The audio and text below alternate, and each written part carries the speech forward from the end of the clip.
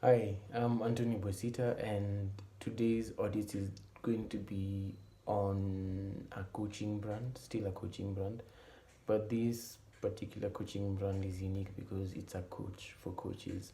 And so we're just going to look through the lens of cost per qualified lead as our evaluation metric. And the target audience for this ad are people who are trying to build coaching businesses, but they're frustrated by the long process that it takes to establish such businesses. And so, for this particular ad, some of the things that are already working well for it is the authority component. So, the speaker or the talking head for the particular ad is the founder of the product. And identity alignment also happens from the perspective of identifying that it's for coaches, aspiring coaches, guides, mentors, and leaders alike. And the problem awareness component is what is being leveraged here because it's targeted towards people who are already aware that there's a possibility of them building or establishing a consistent client base faster than what they have already tried before. So, by virtue of qualifying belief, these ads are doing a good job at that. And as a result, this is not an ad performance problem.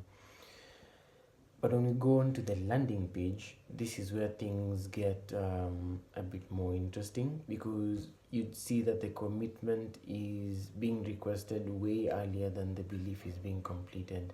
And so the urgency component is being pushed upfront before allowing the audience to recognize themselves in the ad or in the vision that the brand has for the audience. And so what this happens is it introduces an uncertainty for the particular audience. They would start asking themselves, is this something that will work for someone like me and faster than what I have already tried before? And this doesn't kill opt-ins. What it does affect though is the close rate. So you'd have a bunch of people coming into the program, but then they don't complete because of that question that rings in their mind. So as always, one fix, and that would be moving the peer testimonials above the first commitment. As you can see here, the testimonials are this is the first testimonial, and then yeah, that's actually the only testimonial that is there, and it is way below the first commitment. As you can see, commitment 1 here, commitment 2 after the video sales letter, commitment 3, and then now after the commitment is when we're seeing an opportunity for self-recognition.